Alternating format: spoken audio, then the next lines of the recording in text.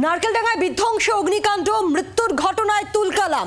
ঘটনাস্থলে মেয়রের সামনেই কাউন্সিলরের বিরুদ্ধে ক্ষোভ। স্থানীয়দের একাংশের কাঠগড়ায় কাউন্সিলর সচিন সিং। মেয়র এলাকা ছাড়তে আরো উত্তেজনা বাড়ে। পুলিশের সঙ্গে ধস্তাধস্তি। নারকেলডাঙ্গায় ধুন্ধুমার। খালপাড়ের জমিতে পরের পর গুদাম। মোটা টাকায় বিক্রি হওয়া সেই গুদামে ঠাসা থাকতো কাগজ, পলিথিন। একই সঙ্গে গুদাম আর গেরস্থলি চলছিল বছরের পর বছর। ঘিঞ্জি খালপাড়ের রাস্তায় যানবাহন চলাই দায় সবাই। বেআইনি দখলদারি চলতো, এমনটাই অভিযোগ উঠে আসছে বারবার করে। বেআইনি দখলদারিকে কেন্দ্র করেই মূলত ক্ষোভ স্থানীয় বাসিন্দাদের মধ্যে।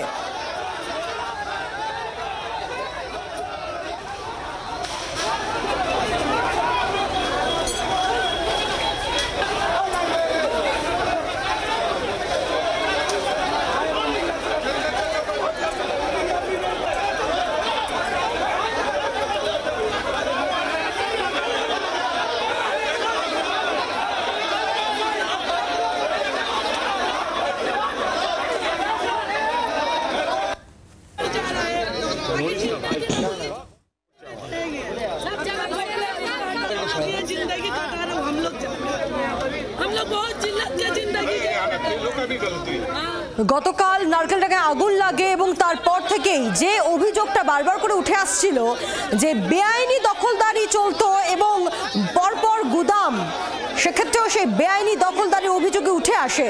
আর এরপরে সবকিছু হারিয়ে ক্ষোভে ফেটে পড়েন স্থানীয় বাসিন্দারা। একেবারে মেয়র ফিরহাদ হাকিম তিনি ঘটনাস্থলে গেলে তার সামনেই কাউন্সিলরের বিরুদ্ধে ক্ষোভ উগরে দেন স্থানীয় বাসিন্দারা।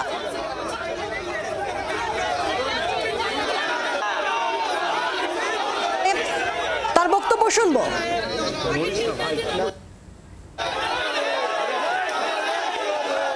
আমরা আছি, ওদের বলেছি যে গরিব মানুষ যারা তাদের সরকারি অনুযায়ী যা যা করার সেটা আমরা করব।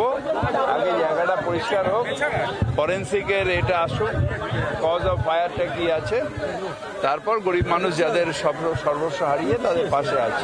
50 বছর ধরে রয়েছে, কজ অফ ফায়ারটা আমরা দেখব, গরিব মানুষদের একটা কম্পেনসেশন পাবে সেটা আমরা দেবো। এখানে যদি ইরিগেশন আমাদের জায়গা দেয় তাহলে এখানে বাংলা বাড়ি হতে পারে। গরিব মানুষ তো এরা, বস্তির মধ্যে নিশ্চয়ই এমন কোনো কাজ হচ্ছে, এমন কিছু ওরা জ্বালাচ্ছে যেটার জন্য আগুনটা লাগছে।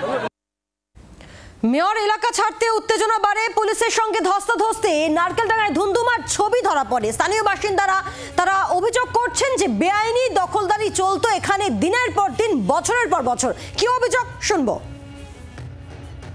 আমাদের পার্টি বলা হয়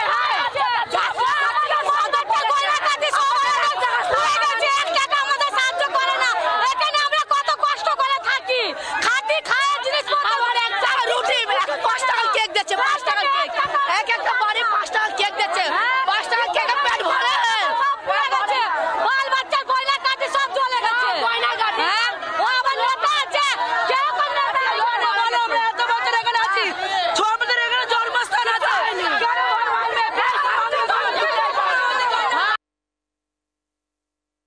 এদিকে ইলিগাল গোডাউন, কমার্শিয়াল গোডাউন, কাগজ, প্লাস্টিক, বোরা, প্লাস্টিক তেই।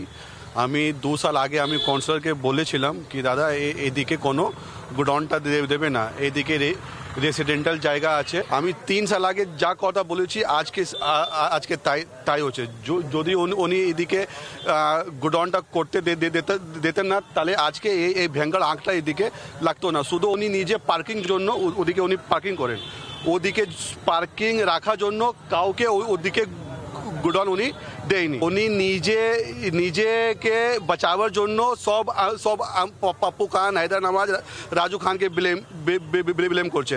যদি এটা আমি ওটা বলে এই আগটা যদি লেগেছে, গল্প করে পুরো মামলাকে ঘুমিয়ে দিচ্ছে উনি।